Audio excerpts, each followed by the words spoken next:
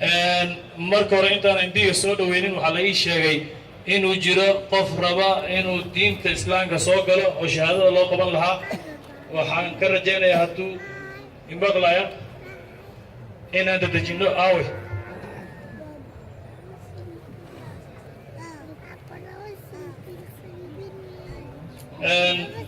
inta looga yeerayo. waxaan jeclaan lahaa markii ugu dambeysay inaan u duceeyo dhammaan dadka ka qayb qaatay tabarucaadka ku aadan masaajidka. waxaanu leenahay ilaahay ha in barakeeyo, ilaahay xoolaha iyo ciyaalka iyo ahalka iyo kulli allah ha in barakeeyo aanu leenahay. midda xigta anoo ku hadlaya magaca jamciyadda iyo keeso, waxaan jeclaan lahaa inaan u mahad celiyo dhammaan dad ka qayb qaatay barnaamijka masaajidka dhisidiisa. haddana waxaan jeclaan lahaa in aan soo dhaweeyo MB-ga Kamukunji constituency Honorable Yusuf Hassan.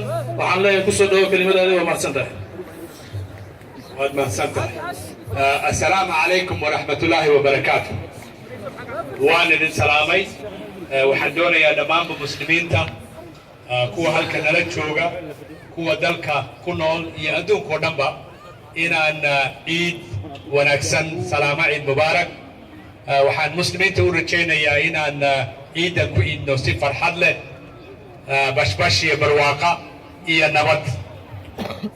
waxaa kaletoon aad iyo aad ugu tahniyadaynayaa muslimiintii faraha badnaa ee sanadkan ay u suurto gashay inay waajibaadkooda xajka soo gutaan. waxaan ilaahay uga baryaa inay nabad dalalkoodii ku soo noqdaan. runtii farxad weyn bay inoo tahay maanta waddanka Kenya oo dhan ciidul adxa waa loo dabaaldegayaa. waa maalin fasaxa oo ay dawladdu ku dhawaaqday inay tahay maalin ciida. waxaanan aad ugu mahadnaqayaa dawladda tilaabadaasi ay qaaday, kana codsanayaa leenahayna muslimiinta sanad kastaba ciidul adxa waa inay noqotaa ciid waddankoo dhan loo dabaaldegayo, oo ay noqotaa ciid dawladeed sida ay maanta tahay ayaan dawladda ka codsanayaa. waxaa kaletoon aad iyo aad ugu mahadnaqayaa dhallinyarada ururkan ka tirsan ee munaasabadan isu kaaya keenay sanad kastana ciidda halkan ku dhiga. waxaan rajaynayaa masaajidka iyo hawlahay ku jiraan inuu ilaahay inuu fududeeyo oo ay ku guulaystaan. anigu hadda wax kaleeto oo dheeraada idinkuguma daraya maanta, iyadoo aan isleeyahay waad ka warhaysaan hawlaha faraha badan ee xaafadda ka socda. xagga dhismaha ha noqoto, xagga horumarka ha noqoto, xagga nabadgelyada ha noqoto. xaafaddan Kamukunjina waa kursiga keliya ee Soomaalidu ay ku leedahay dalka Kenya. magaalo madaxda dalka Kenya ay ku leedahay waa kursiga keliya.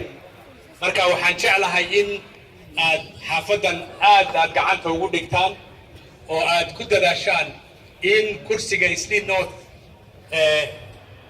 county-ga iyo kursiga baarlamaankaba inaad soo ceshataan haddaad tihiin dadka Soomaalidu ka qortaan halkan doorashada oo joogto ah.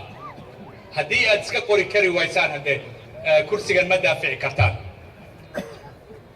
waxaan jeclaan lahaa inaan eray sidaas oo kaleeto af Swahili ugu mahadnaqo iyo af Ingiriisi. I would like to send my Eid Mubarak greetings to all Muslims in Kamukunji, in our capital Nairobi, in our country in Kenya and all over the world.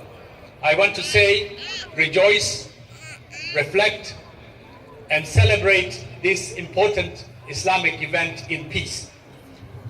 I also want to thank the government for announcing Eid al-Adha to be a national public holiday. And I would like to urge the government that this should be a public holiday celebrated by all Kenyans every year from now onwards. And we thank the government for that effort. Nataka kuwatakia Waislamu wote duniani hapa Kenya na hapa Kamukunji Eid Mubarak ya furaha, ya fanaka na baraka. Pia nataka kuishukuru serikali kwa kutangaza siku hii Eid al-Adha iwe ni siku ya Wakenya wote kusherekea. Na nataka kusema serikali ifanye hiyo siku iwe sikukuu ya kusherekewa kila mwaka kuanzia mwaka huu na miaka ijayo yote. Na namshukuru Rais kwa kutuwezesha sisi Waislamu kusherekea siku hii muhimu na wananchi wengine wa Kenya kama wananchi wanaopendwa wa nchi hii. Pia nataka kuwapeleka salamu zangu na kuwapongeza Waislamu ambao mwaka huu wamefanikiwa kushiriki katika haji na kutimiza wajibu wao wa kidini huko Maka na Madina, na nawatakia safari njema, warudi nyumbani salama. Assalamu alaikum wa rahmatullahi wa barakatuh. Nawashukuru wote.